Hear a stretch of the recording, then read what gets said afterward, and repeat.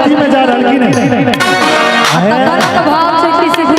सामने में परवीन भैया से वो झूठ बजा रहा कि बाबा के जल चढ़ावा के सामने में मुंह पर हाथ ले छथिन बम बम बजे छथिन हां चल गई यार मस्ती है जय हो जय हो जय हो जय हो कि देखा शिव जी के सेना चलल बा तिहु लोग में तहलका चलबा जय जय भोले भक्ति के चढ़ल गजब करे गजब करे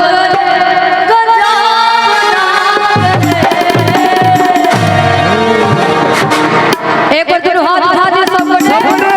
ए भोला आहा सब में दम नहीं लग रहले वो सब भोले ताली बजा दो सब मारी के चिलम में दम दम रे मारी के चिलम में दम दम रे बोले कबरिया बोले मारी के चिलम में दम दम रे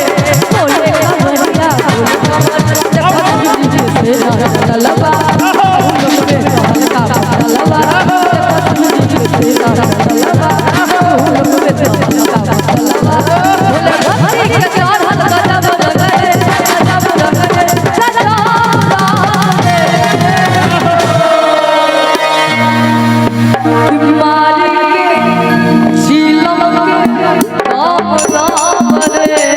अच्छा कहियो चिलम पीबै तो सब बात कहत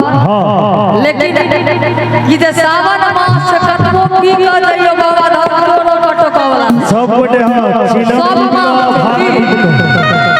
सब गोटे के ताली बजा के की बात है चिलम पीबै छी से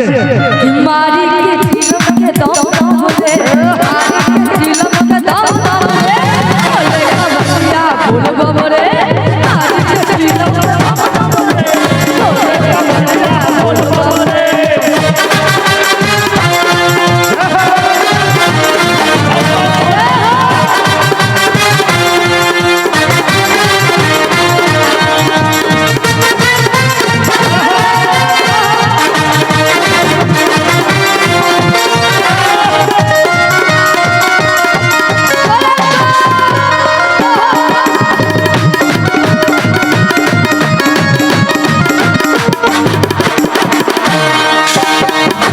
काशी बनारस चाहे बुझ जाए गरिया बुझ जाए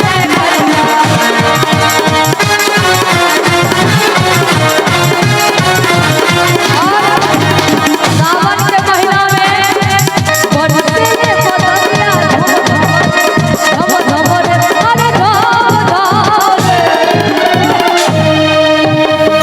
अरे काका सखियों दे तोरे आयो देखियो काका की बजे थी ऊपर जाके प्रयास कर रहल काका बाप रे बाप की काका धरतीए पर रह के छे एखन हमरा त बुझल मुट्ठू बाइट देलिए बाप रे अगर ताली बजावे तो नहीं है कल ताली बजा दियो आहे कि बरसे ने बदलिया झम झम रे झम झम रे अरे झम रे कि भोला के डबुआ झम झम रे भोला के डबुआ झम झम रे बोले कबरिया बोलबो रे भोला के डबुआ झम झम रे बोले कबरिया बोलबो रे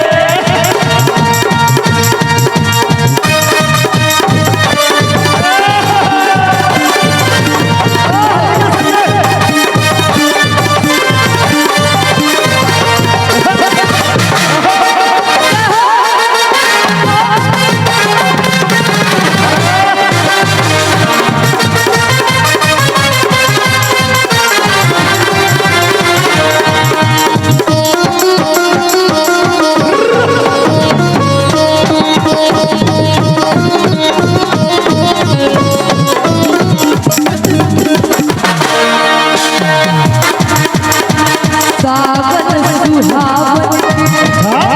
गजबे नजारा भोले के भक्ति से डूबे जगजारा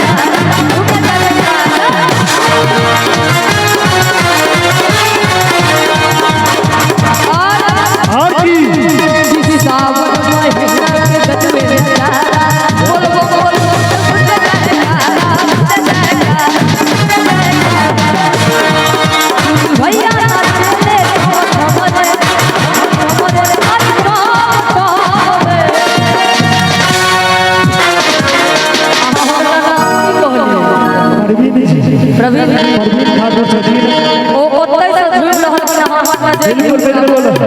मस्ती में झूमे छठी नवीन भैया नाचे झम झम रे झम अरे झम झम रे थाई थाई आपका मस्ती में ही निकल ले एक बार मस्ती के संगे ताली बजा के सब बोले ताली बजा दी बोला के डबल बजा झम झम रे बोले खबरिया बोल बबरे बोला के डबल बजा झम झम रे बोले खबरिया बोल बबरे खबरिया बोल बबरे देखो जी के तेरा लगा तू लोग के चहल का बदलगा देखो जी के तेरा